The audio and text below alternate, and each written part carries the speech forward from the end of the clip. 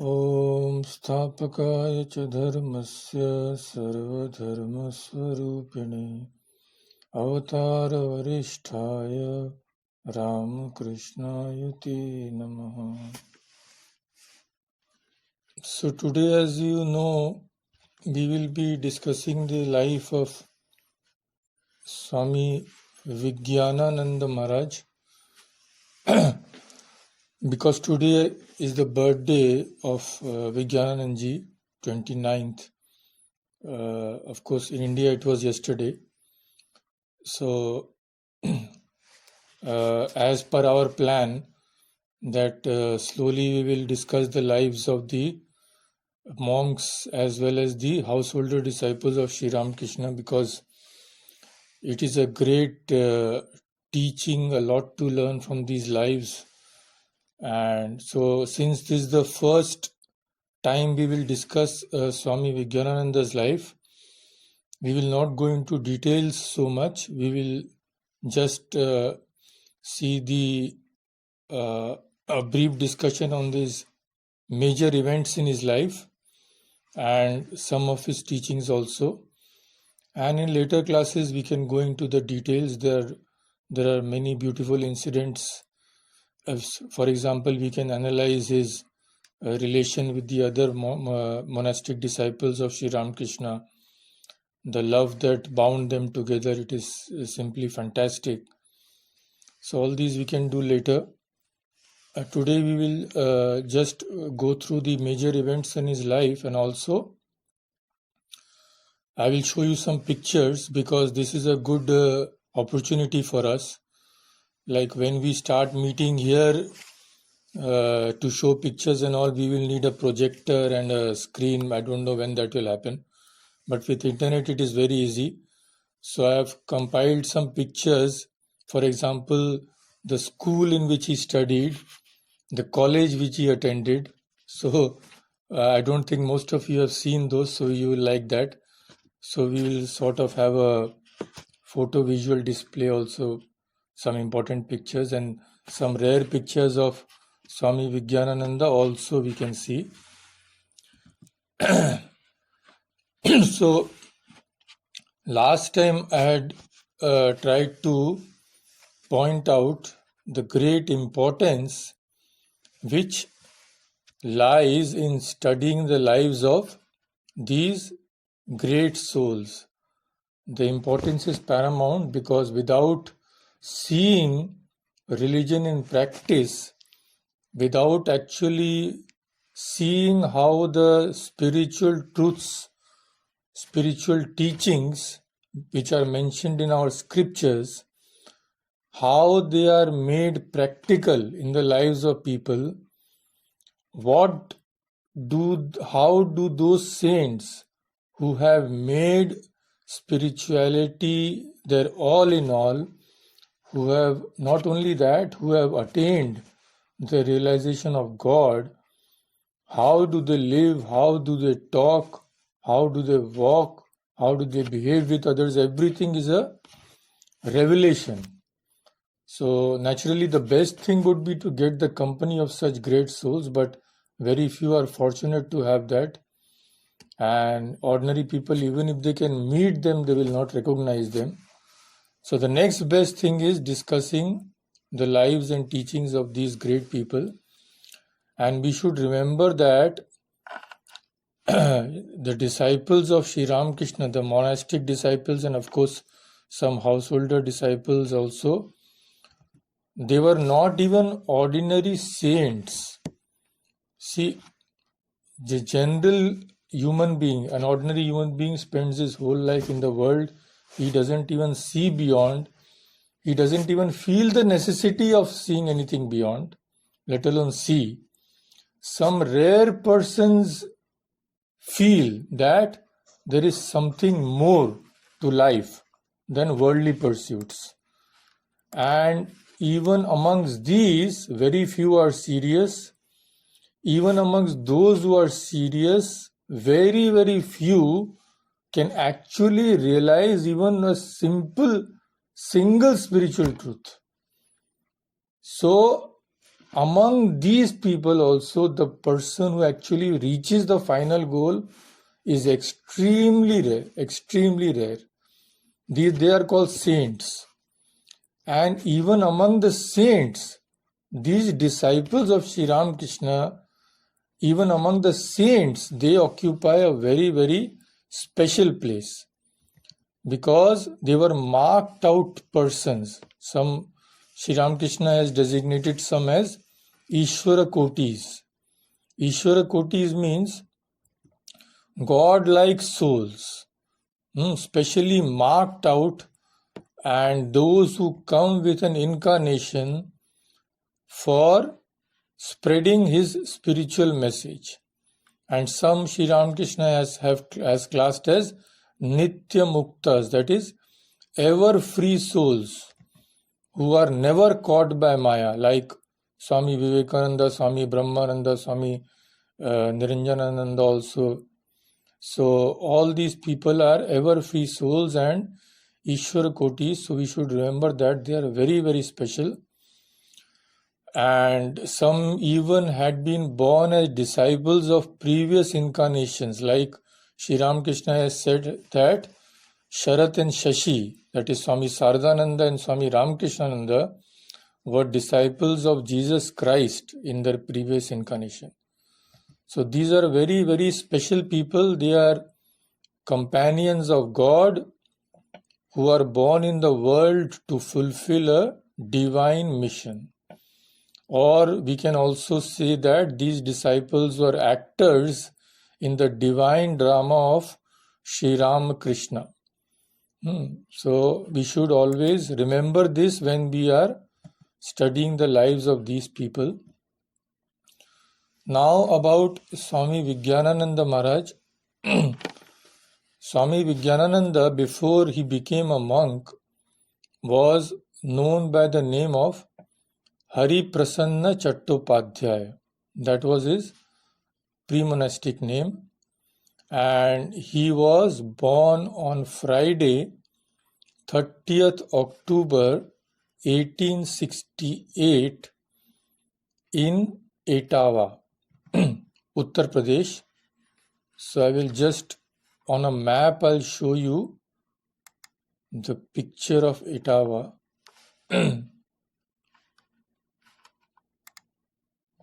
Where it is exactly in Uttar Pradesh. So you can see this photo. It is on the lower end of Uttar Pradesh. Uttar Pradesh is one of the biggest states in India, if not the biggest. So this was where Swami Vijnanananda was born.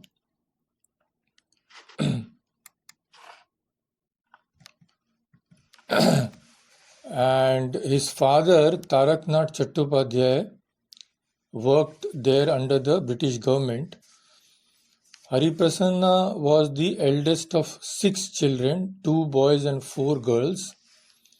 Now, as his father's job transferred him to different places, the children lived with their mother, because if a person changes so many places, the education of the children is hampered. So they lived with their mother, that is Nakuleshwari Devi, at Varanasi. At Varanasi, Hari Prasanna began his primary education, and in 1879, that is when Hari Prasanna was only 11 years old, his mother moved with her children to their ancestral home of Belgharia. Belgharia, you may know, it is very near Dakshineshwar. I will show you on a map.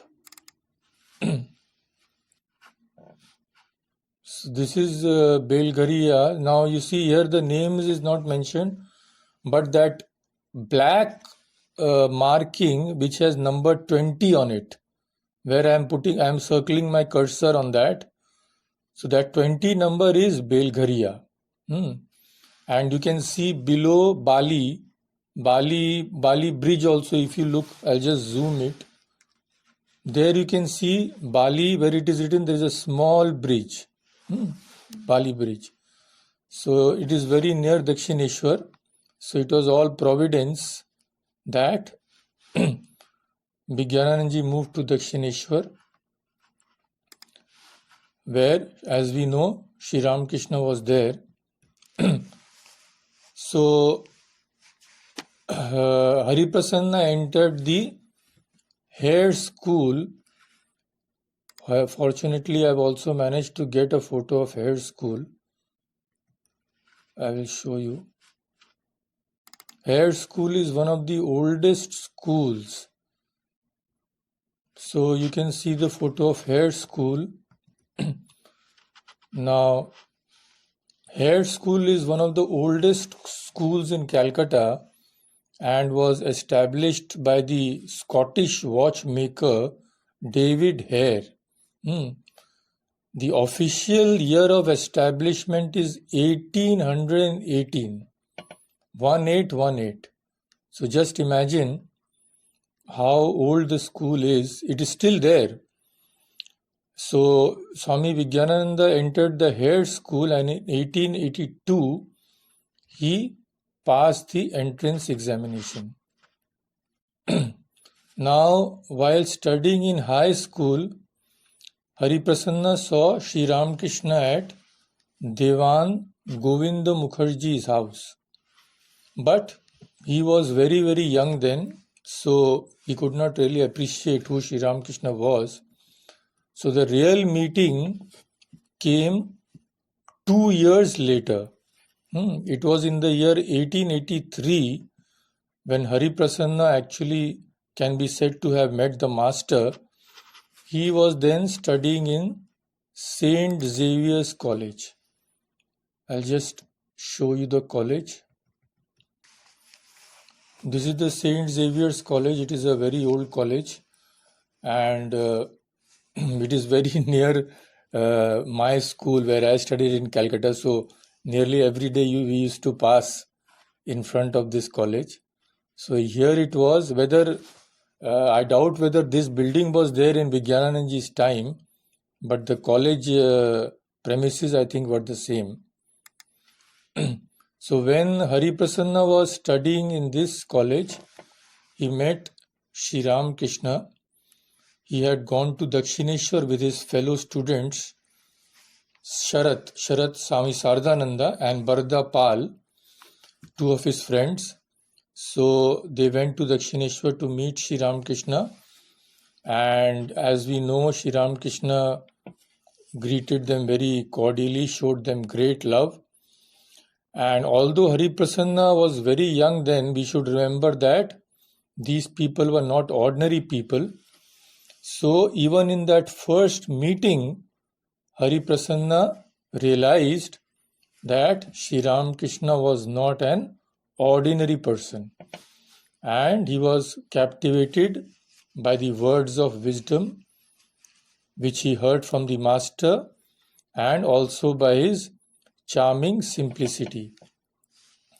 So from Dakshineshwar, the master that day was going to Mani Mallik's house in Calcutta, and the three friends followed him there.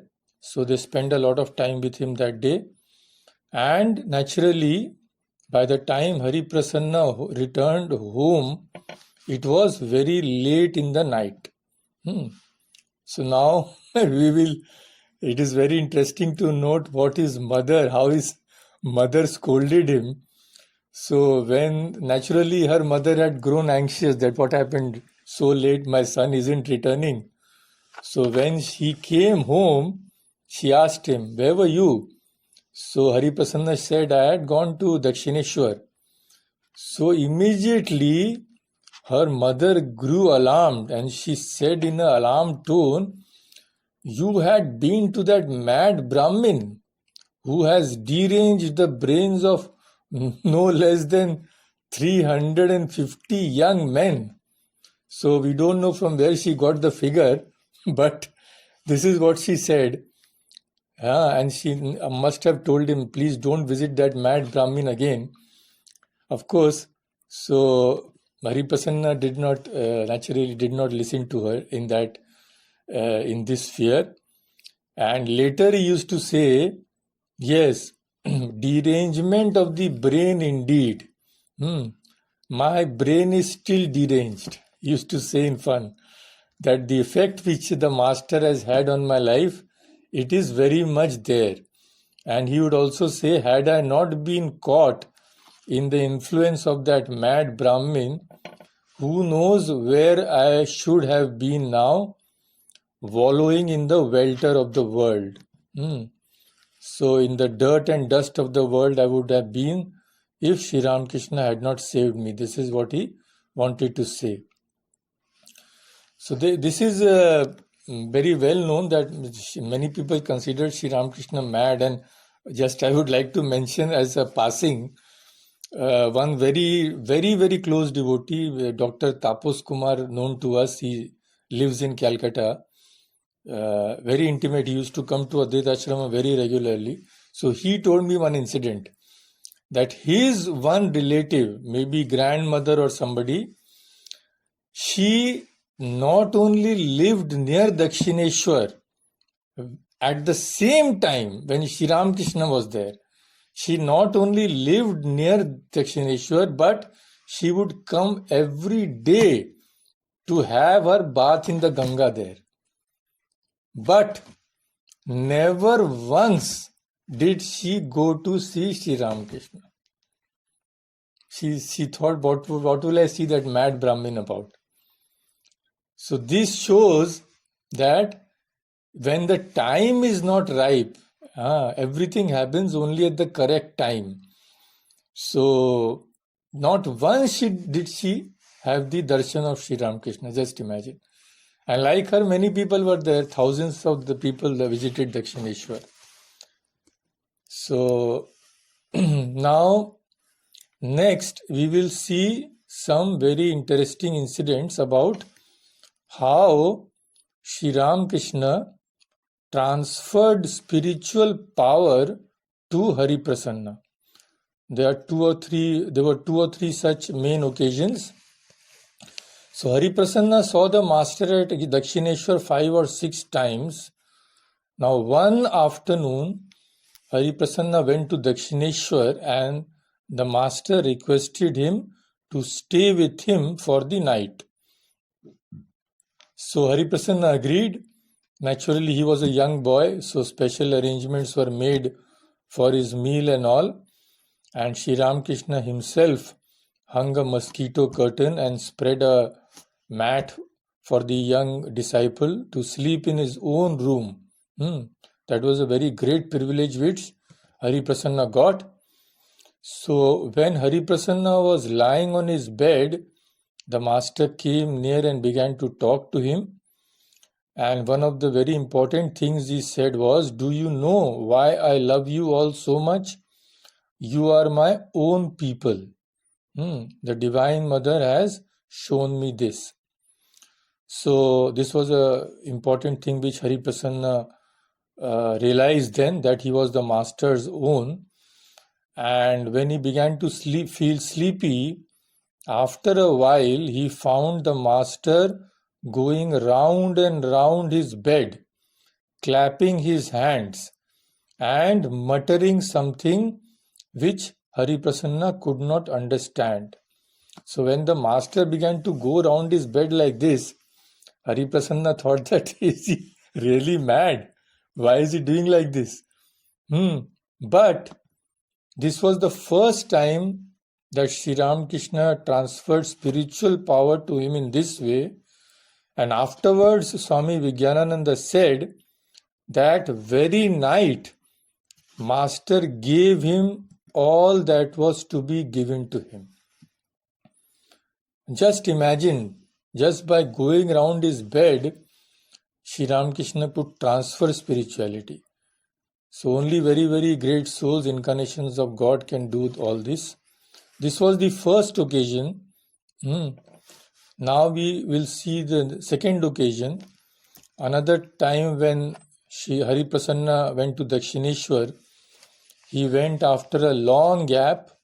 In fact, when he didn't come for a long time, the master sent word to him through Sharat, that is Swami Saradananda, to come and see him. So Hari Prasanna finally came one day, and then Sri Ramakrishna asked him that, do you practice a little meditation? So Hari Prasanna said, I do try to meditate, but I don't really have any good meditation at all. So this answer astonished the master, who remained quiet for some time, and Hari Prasanna was eagerly looking at his face to see what the master would say.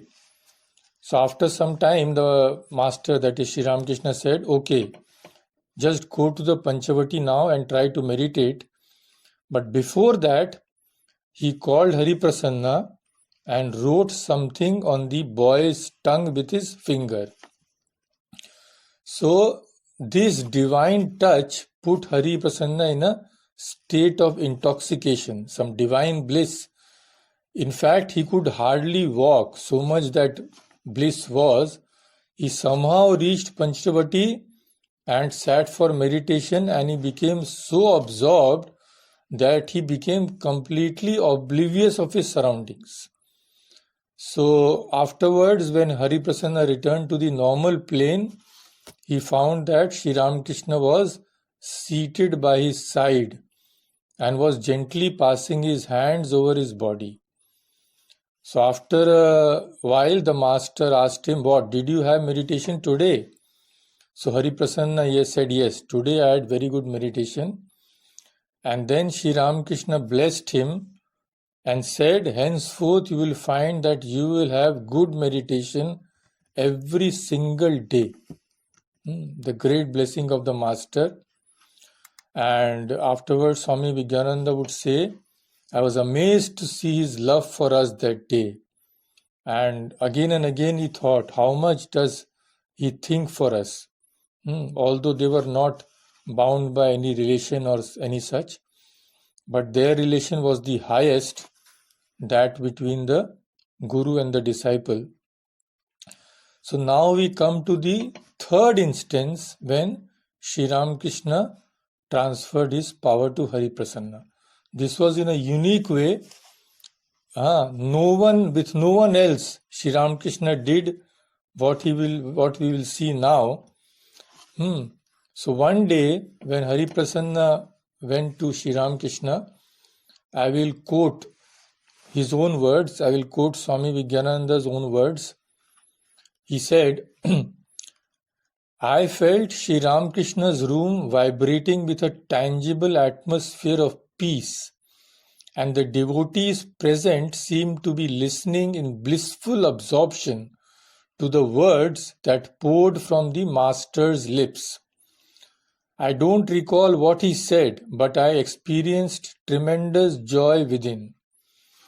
I sat there for a long time, my whole attention concentrated on Sri Ramakrishna.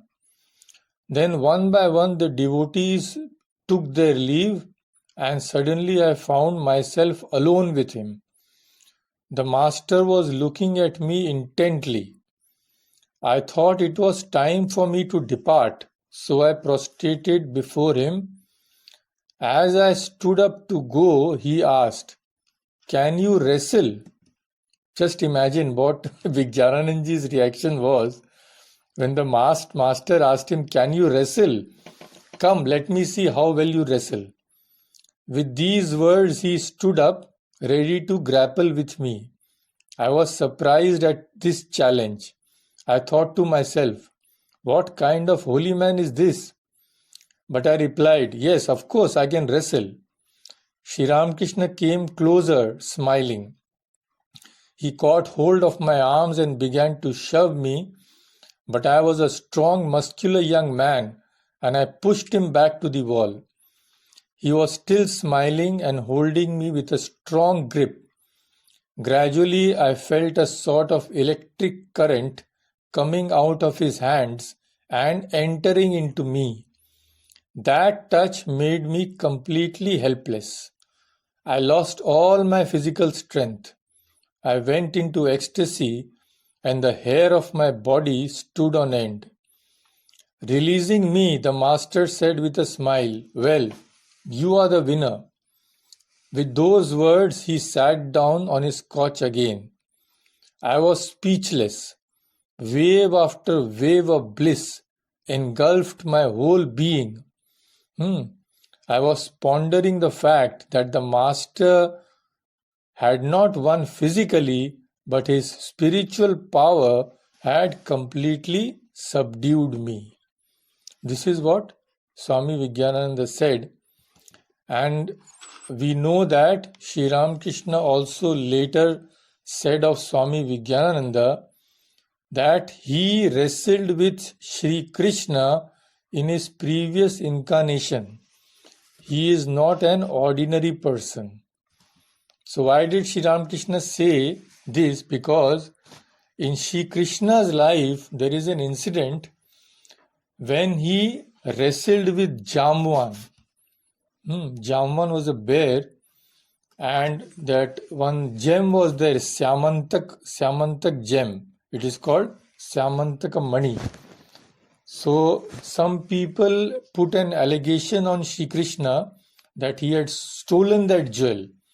So in order to prove his innocence, Sri Krishna had to get that jewel from Jamvan.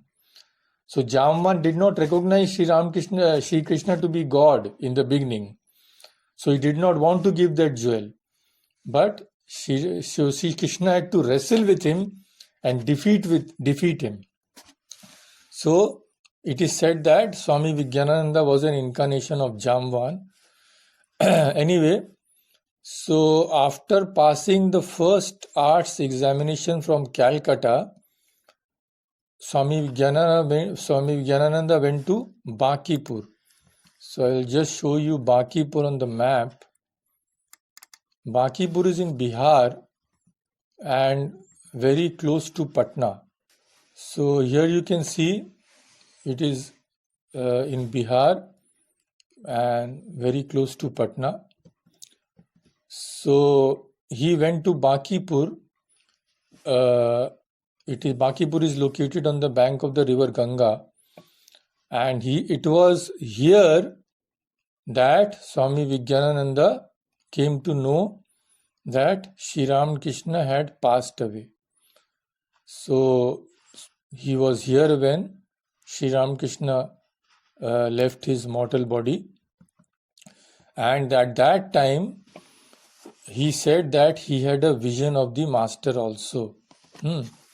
Then he graduated from Patna College. Patna College, I'll just show you a photograph.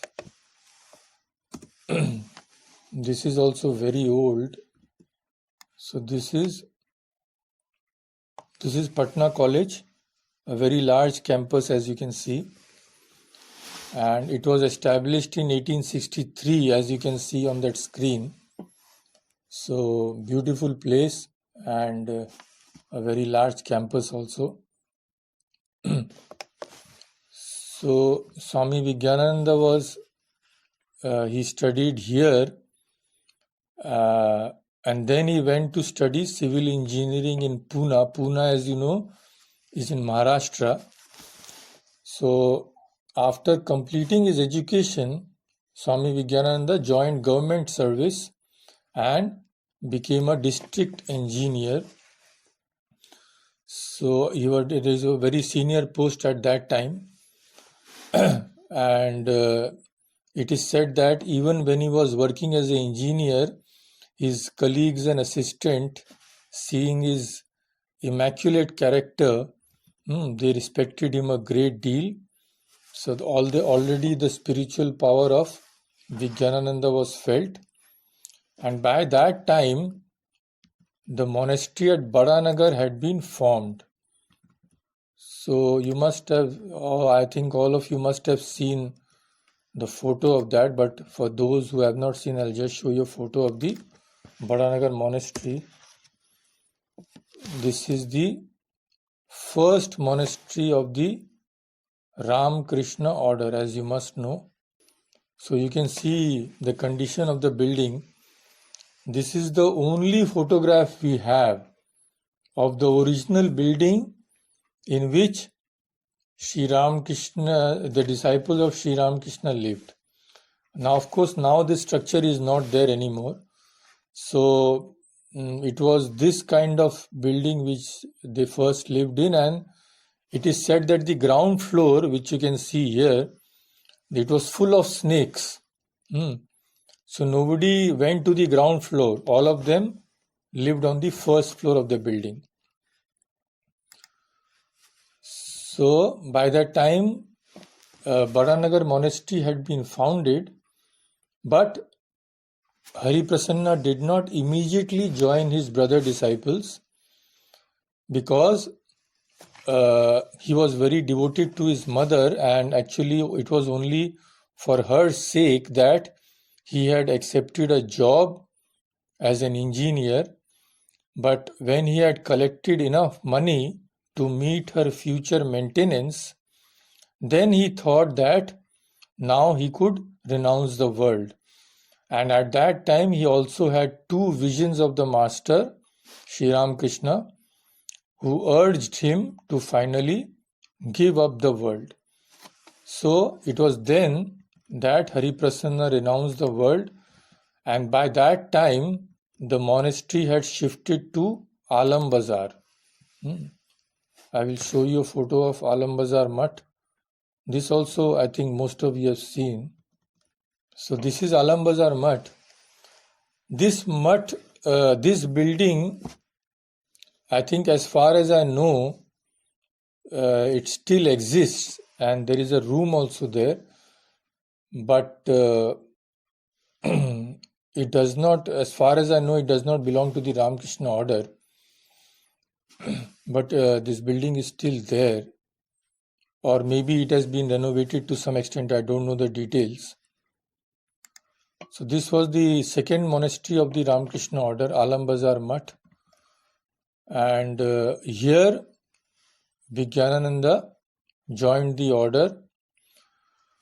It was on 13th February 1898 that the monastery was moved from Alam Bazar to Nilambar Mukherjee's garden house at Belur.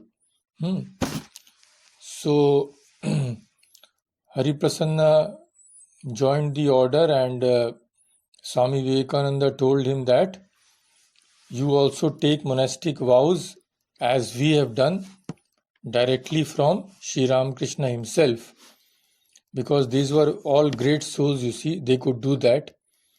So the Hari Prasanna went to the temple, and there itself he took the monastic vows with the traditional Virja Homa ceremony and came to be known as Swami Vijnananda.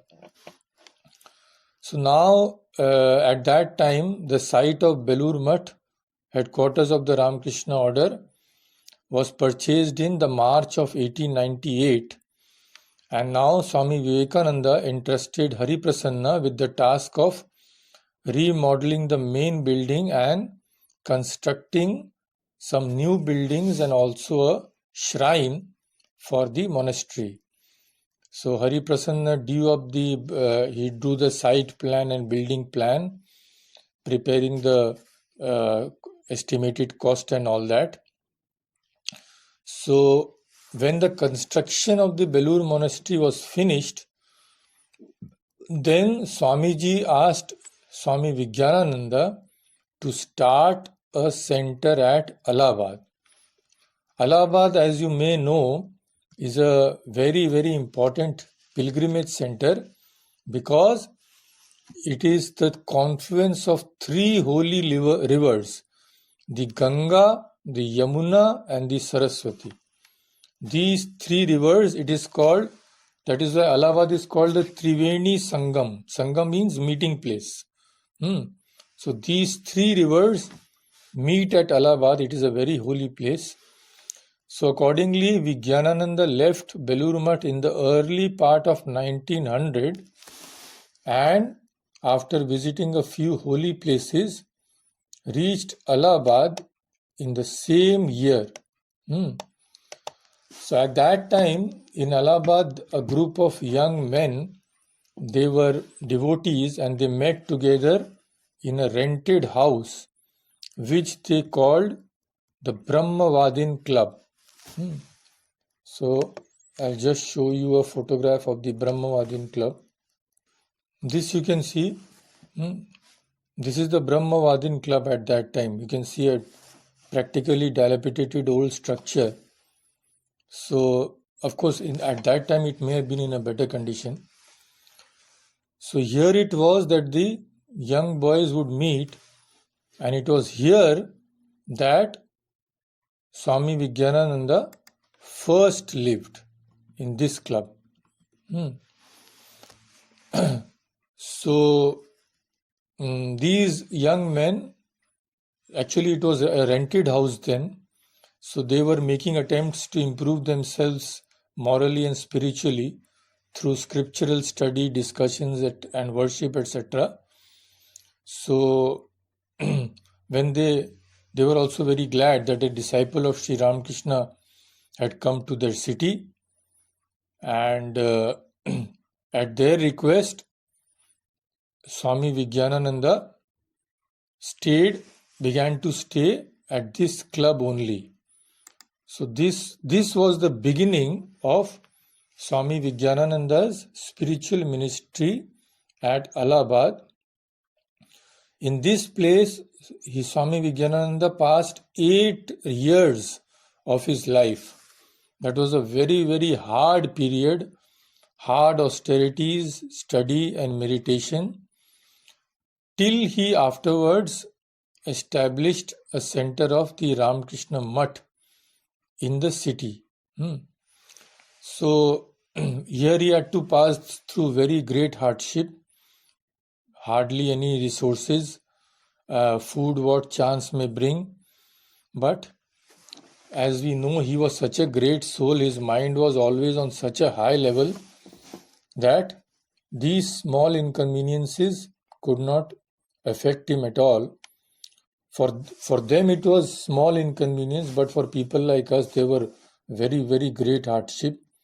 Very difficult life he had. And as you know, the extreme climate in Allahabad, the whole of Uttar Pradesh, extreme climate, terribly hot in winter,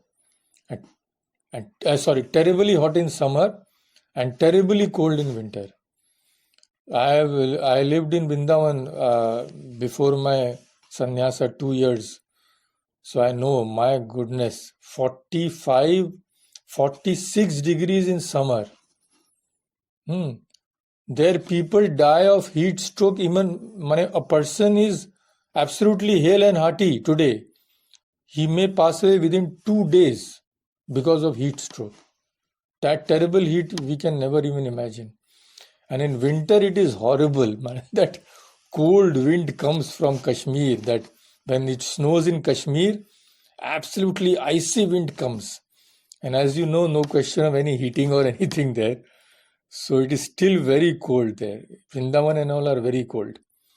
So anyway, Swami Vijnananda stayed in these conditions. And in 1910, he bought a house and a vacant plot across the road from it in the Muthiganj area of Allahabad. So I will just show you the photo of the first monastery of Ramakrishna Mutt in Allahabad. This is the photo. So this was the first mutt in Muthiganj, Allahabad, where Vijnanandaji stayed. So he turned the house into a Ramakrishna monastery and built another house on the vacant plot for a charitable homeopathic dispensary. And he also had an assistant for 14 years, from 1910 to 1924. But afterwards this assistant left. So then of course Swami Vijnanandaji was there alone, I think. But there was one person known as Beni. Beni served him till he was alive, till Swami Vijnananda was alive. So here he stayed, and as you may know that Swami Vijnananda was also a great scholar. So he would also pass his time in studies. He was a voracious reader and had varied interests. So he stayed for 38 years in Allahabad, 38 years. And he published a number of important books during that time. In 1904, he translated the book of Suresh Chandra Datta from Bengali into Hindi. The name of the book, of course, is Sri Ramakrishna's Life and Teachings. And just before coming to Canada, I think about a year before, I had finished editing the English translation of this book. Advaita Ashrama published the English translation of Swami Vijnananda's Hindi translation. So Vijnananandji Maharaj had translated the book from Bengali to Hindi, and now it is available in English also. It was known as Paramahansa Charit in original Bengali and Hindi. And he also wrote a 2-volume work in Bengali, which is a manual of engineering and waterworks, and he translated from Sanskrit to English the voluminous Purana Devi Bhagavata, and also 2 ancient astrological and astronomical works, Varamihira's Brihad Jataka and Surya Siddhanta.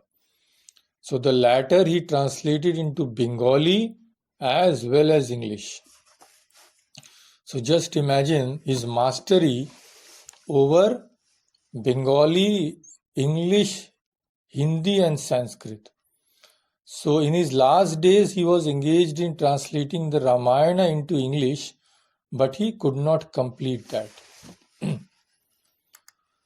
And his knowledge of engineering was particularly useful because he supervised the constructions of some buildings of the Ramakrishna Mission Home of Service in Varanasi. Varanasi, it is in the same state. It is in UP only, not very far from Allahabad. And also, he supervised the construction of the temple of Swami Vivekananda at Belur Math. Now, as we all know, Swami Vijnananda was the president.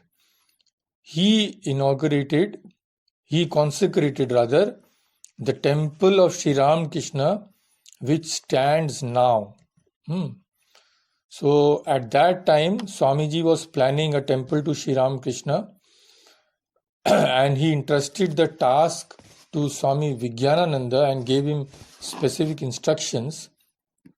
So Swami Vijnananda, in consultation with a noted European architect of Calcutta, prepared a design of the proposed temple, and Swami Vivekananda also approved of that. But we know that Swamiji passed away in 1902, and after that Belur Math didn't have any money for such a huge project.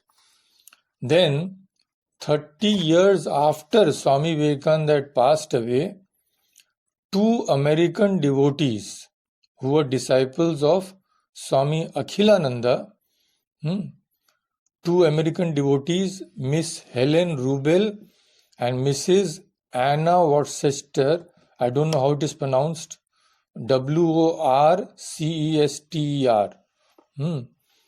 So they gave the money. At that time, they donated 6,50,000 rupees. That was an astronomical amount at that time. So they donated the money, which finally made the construction of the temple possible. But even this amount was not enough. Some other people also donated, but even that was not enough. So if you go to those who have gone to Belur Math and have noted the temple carefully, will see that although most of the temple is made of stone, but on top you can see some portions which are made of cement. The distinction is very marked. So that was done because the money fell short. They could not make the whole temple out of stone. So they had to compromise and use cement on some places. So anyway, the foundation stone of the temple was laid by none other than Swami Vijnanananda himself in July 1935. Anyway, that came later. So now we return to him in Allahabad. Allahabad also, many times he was requested by the authorities to become a trustee of the mission. But Swami Vijnanananda was so humble and he loved solitude so much that he refused for years on end. But in 1934, when Swami Shivanandaji passed away, Swami Shivananda was then the president of the order, then Swami Vijnanananda could no longer refuse. He became the vice president of the order in that same year, and when Swami Akhandananda passed away, he became the president of the Ramakrishna Mutt and Mission in March 1937. And Swami Vijnananda was very taciturn. He used to remain aloof. He would not initiate anybody till that time. But a miraculous type of incident happened. When Swami Shivananda was very ill, Swami Vijnananda grew worried about his health. As you know, he had a stroke. In his last days, Shivanandaji had a stroke and one side of his body was paralyzed. So Swami Vijnananda grew very much concerned, but he received a vision of Sri Ramakrishna at that time. And Sri Ramakrishna told Swami Vijnananda, "Don't worry, I am looking after Tarak." Tarak means Swami Shivananda. So when Swami Vijnananda received this vision, he immediately went to Belur Mutt.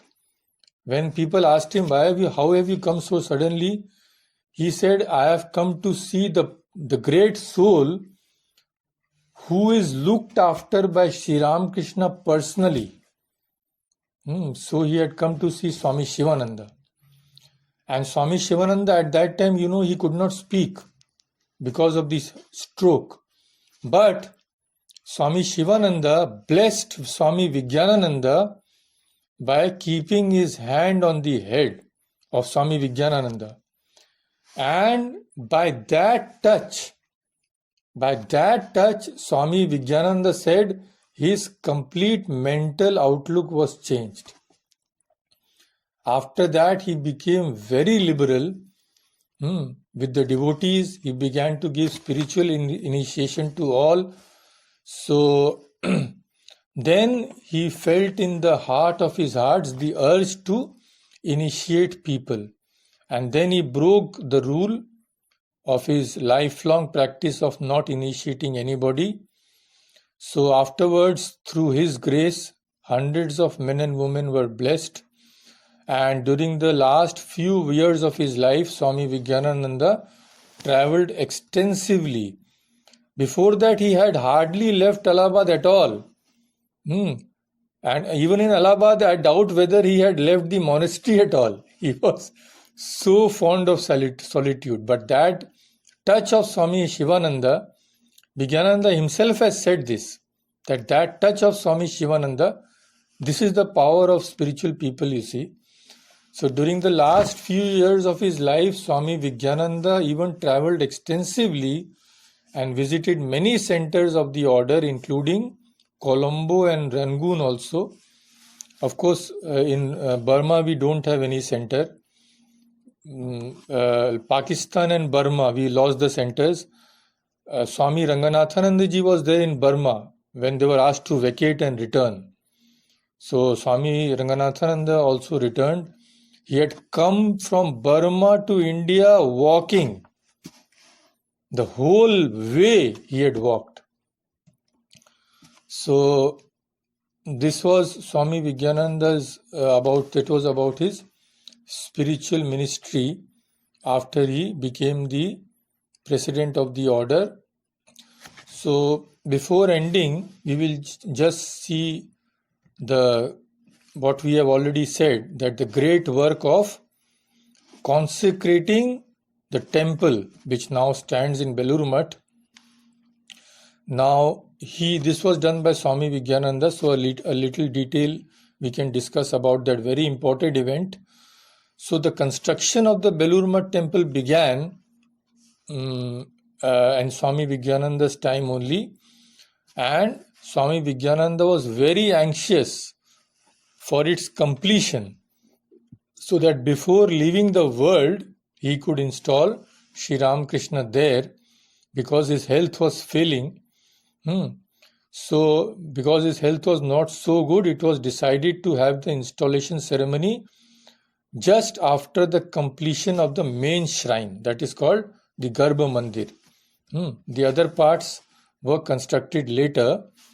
So, it was on this holy day, 14 January 1938, that Swami Vijnananda performed the dedication of the temple and the consecration of the marble image of Sri Ramakrishna amidst imposing rites. That function was witnessed by about 50,000 devotees. Now, after that, he finally felt that his work was over.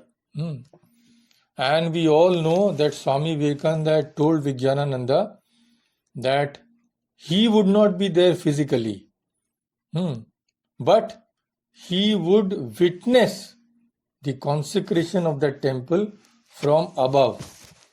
So this is what Swamiji had told him. And after Swami Vijnananda consecrated the temple, he was asked that, did you see Swamiji watching the function?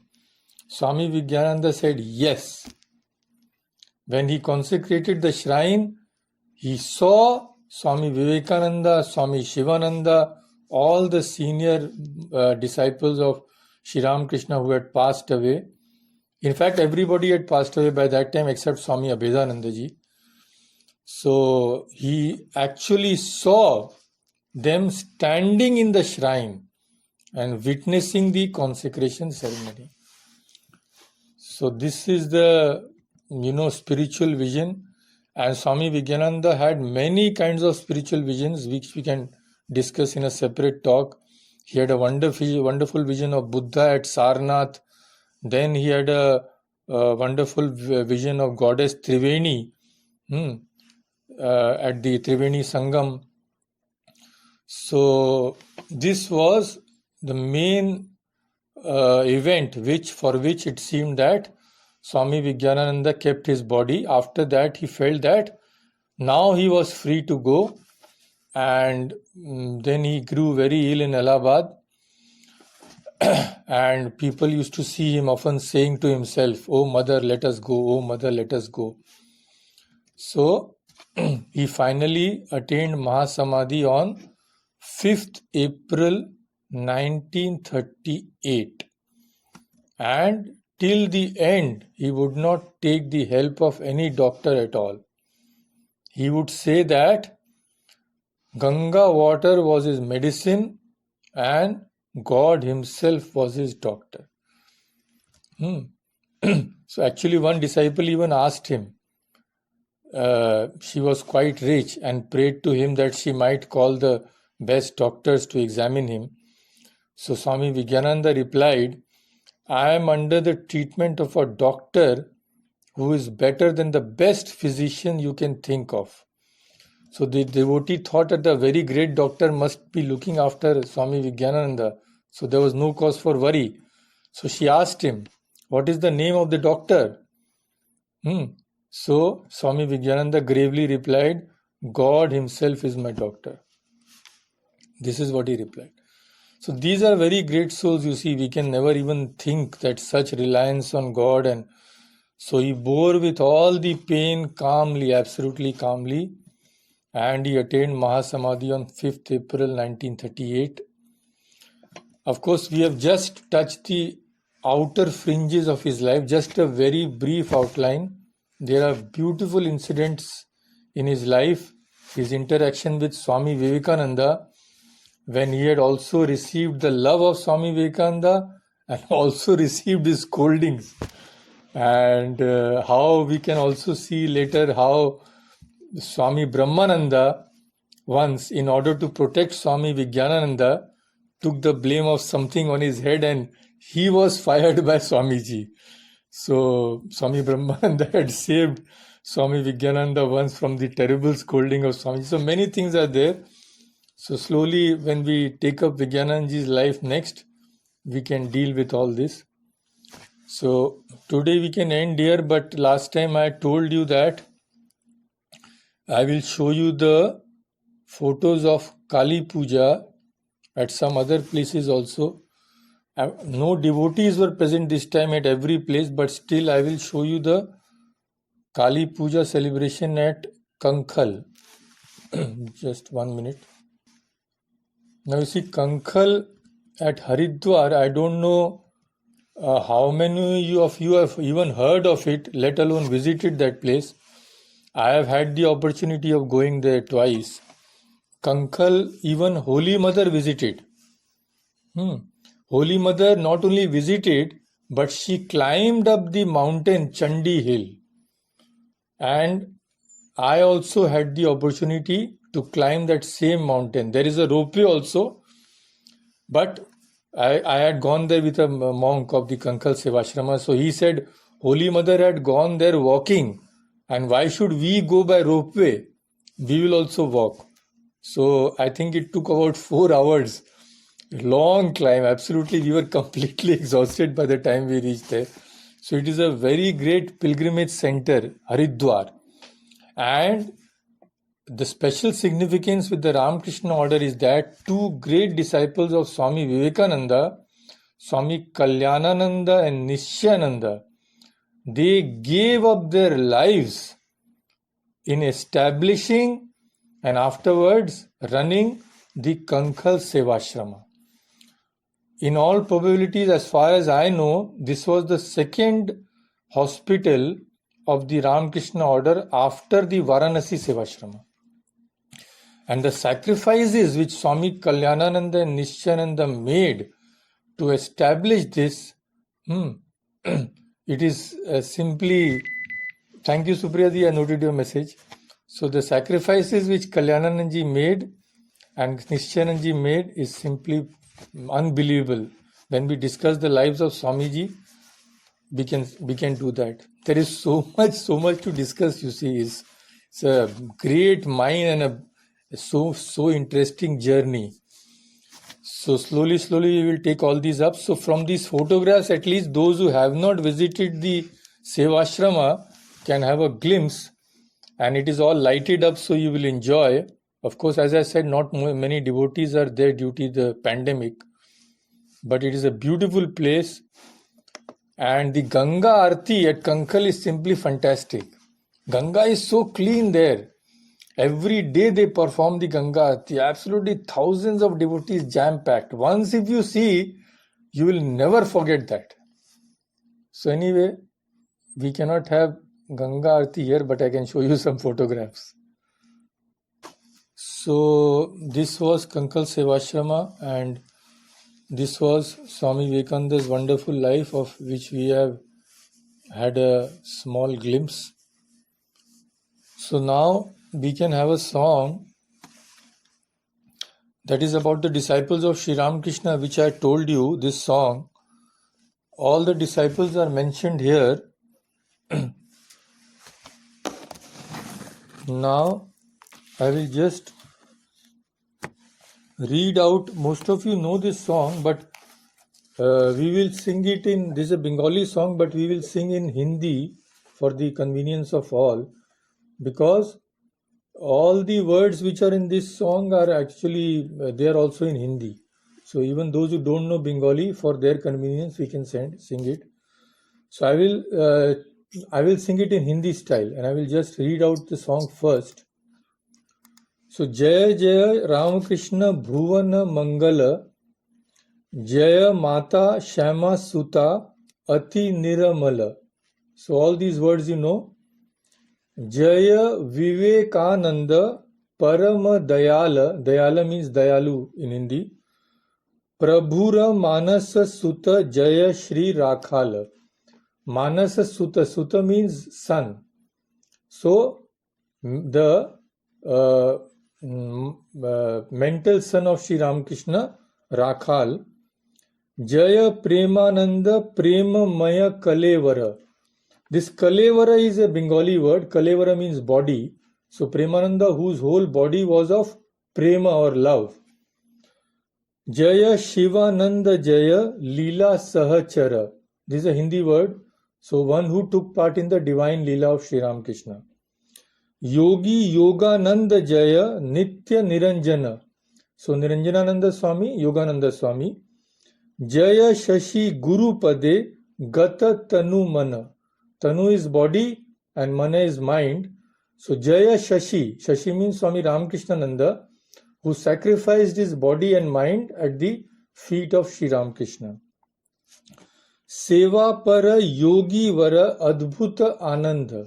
Swami Adbhutananda. Seva Para, devoted to service, and Yogi Vara, the best of the yogis. Abheda Ananda Jaya Gata Moha Bandha. Moha Bandha, the bondage of ignorance, the bondage of delusion, who cut it. That was Swami Abhedananda. Yoga Rata Tyaga Vrata Turiya Akhyata. Turiya means Swami Turiyananda. He was Yoga Rata, always engaged in yoga, and Tyaga Vrata, who had taken the vow of renunciation. Sharata Sudhira Shanta. Jano is a Bengali word. We can say Jaise, just like Gananatha. Gananatha means Ganesha. So Swami Sardananda was always Shanta, always calm. So Jaya Sharata Sudhira Shanta. Then Jive Shiva Seva Vrata Gangadhara Veera. Gangadhara is Swami Akhandananda, who took the vow of Jive Shiva Seva, serving Shiva in Jiva. And Jaya Shri Vijnanananda Prashanta Gambhira. Vijnananji was quite serious, you see, quite serious, always calm. Pravina Gopala Matri Seva Parayana. Pravina means senior Gopalda, Swami Advaitananda. Matri Seva Parayana. He was very devoted to Holy Mother. He had served Holy Mother. Sarada Sarada Pade Gatat Prana Mana. Sarada is Swami Trigunatitananda. So Sarada Pade, he was also devoted to. Sarada means Holy Mother. Balak Charitra Jaya Subodha Sarala. Subodha is Swami Subodhananda. He was just like a young boy, so simple. So Balaka Charitra. Nagavara Tyaga Veera Viveka Sambala. Tyaga Veera. He was a great announcer. Who? Nag Mahashay. Kathamrita Varishana Gaura Jaladhara. Jaladhara means clouds. So the cloud which gave us the rain of Kathamrita. Who was that cloud? Master Mahashay, Mahendranath Gupta. And next is Girisha Bhairava Jaya Vishwasa Akara. Vishwasa Akara means he was the personified faith. Sri Ramakrishna says that Girish has so much faith, more than 16 annas faith, he used to say. So that was Girish. Then last stanza is Ramakrishna Dasa Dasa Jaya Savakara, means all the servants of Ramakrishna, Jaya to all of them. Ramakrishna Leela Sthana Jaya Bara Bara. Leela Sthana means all these places in which Sri Ramakrishna enacted his divine play. Ramakrishna Nama Jaya Shravana Mangala. Jaya, glory be to Sri Ramakrishna's name. Hearing it which is auspicious. Shravana Mangala. Bhakata Vanchita Jaya Charana Kamala. So those lotus feet of Sri Ramakrishna which every devotee wants. This is the song. I think most of you have heard it.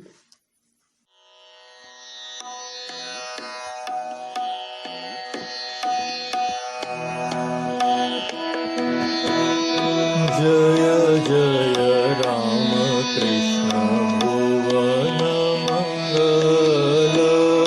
Jaya Jaya Rama Krishna Bhuvana Mangala.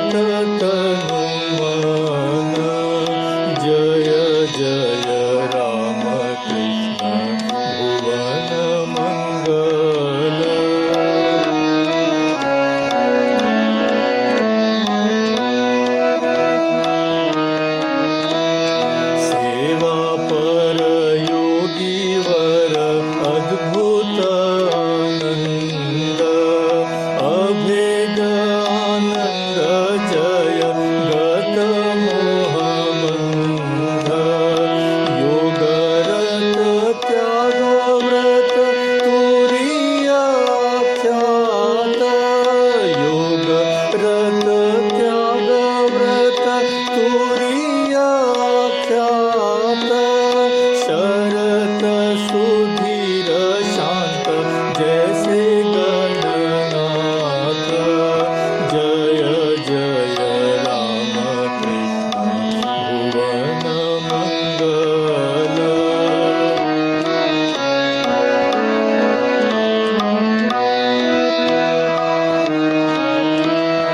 जीवे शिव सेवा व्रत गंगाधर वीर।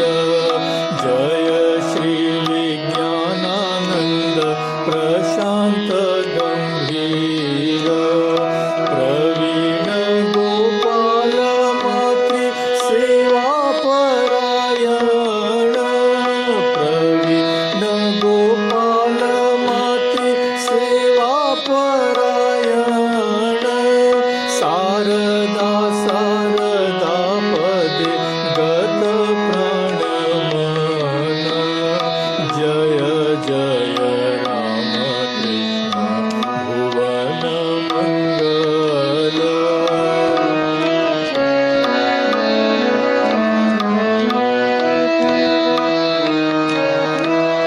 बालक चरित्र जय सुबोध सरल। नागवर त्याग वीर विवेक संबल। कथामृत वरिषण गौर जलधर। कथामृत वरिषण गौर जलधर। गिरीश भैरव जय विश्वास कर। जय जय राम कृष्ण भुवन मंगल।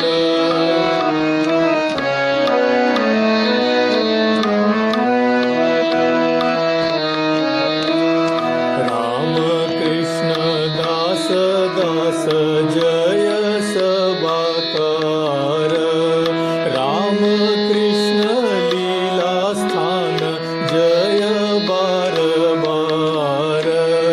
राम कृष्ण नाम जय श्रवण मंगल।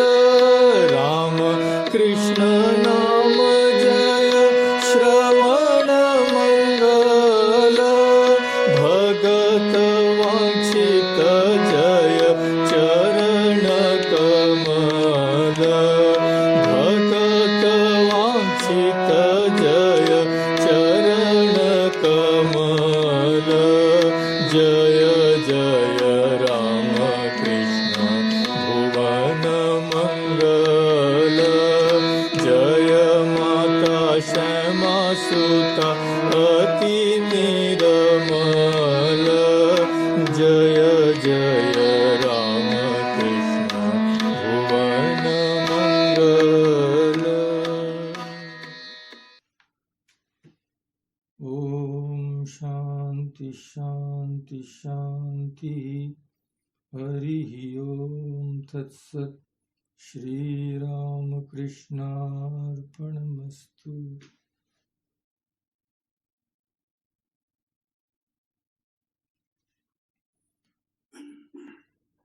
So, as usual, I will just unmute you one by one. Aishwari. Namaskaram, Swamiji. Yeah, namaste. Thank you so much for the talk today and for the lovely singing, of course. And it's lovely to be reminded that great souls keep coming down to our level to keep up the dharmas, just like Swami Vijnananda. You did mention that Swami Vijnananda translated Surya Siddhanta. Yeah. Did you mean that he translated it to English? Yeah, he translated one of them into. He translated from Sanskrit to Bengali, and one he also translated into English. I think I have said that. But Brihad Jataka and Surya Siddhanta. So one of them he translated into English as well, which we have discussed, but I don't remember which one. I can look up and tell you one second. That would be great if you could tell me, because the English version that is available in the market, I don't see one. But that is an astronomical work. We won't be able to understand much. That is Surya Siddhanta he translated into Bengali as well as English. Surya Siddhanta. So you might have a copy of it in English? Yeah, but I don't know whether it is still being published or not, or whether it is available or not, or whether we will be understand even one word of that, because it is a very technical subject, you see, only for those who are studying astrology.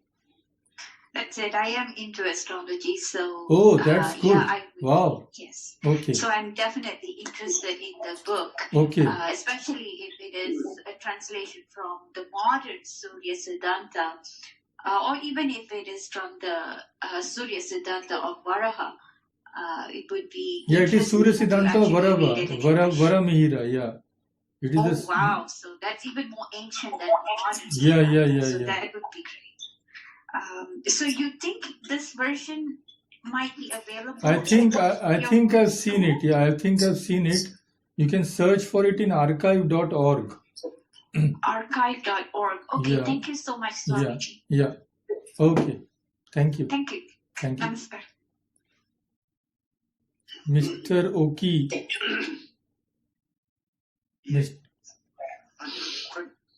I read this. Yeah. And page 111, Yeah. Vivekananda mentioned that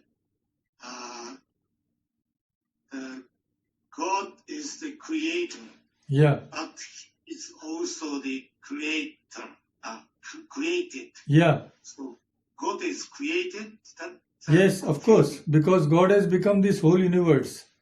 It is like the spider. In the Upanishads, the example is given of the spider. The spider creates his web from its own body.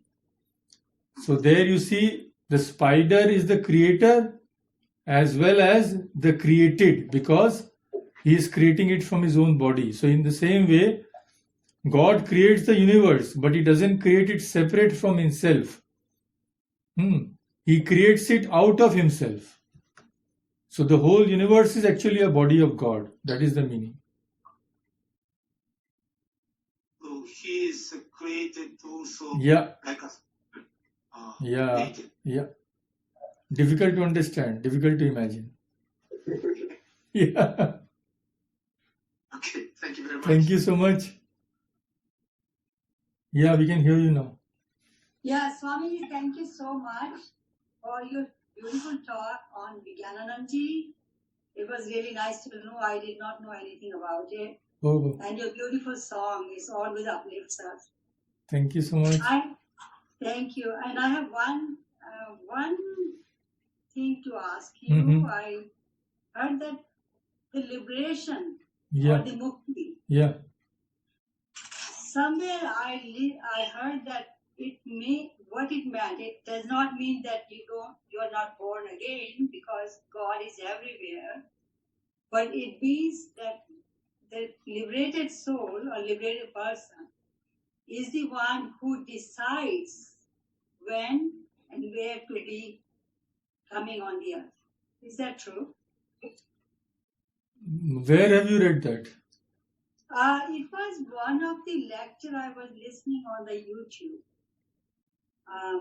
And he said liberation does not mean that you are not born or anything, but liberation means that you have the decision that when you need to come on the earth, or when you need to, where you need to be born and what you need to do. You're more clear about it, where we are bound by our action. Well, I have not read such an explanation in any of our scriptures, because we are not God. First of all, human beings can never become God. And all the scriptures without exception say that liberation is the freedom from this samsara, freedom from the cycle of birth and death. So nobody, I don't think anybody says that liberation means we will be able to decide where we will born, or I don't think so, because everything is in the hands of God. You see. But my question is, when God is already in the world, and you said it's a creation and created, Yeah. so when somebody is liberated, Yeah. it's just part of their being, right? Yeah, but liberation means recognizing that God is everything. Now we can say that God is everything, but what do we see?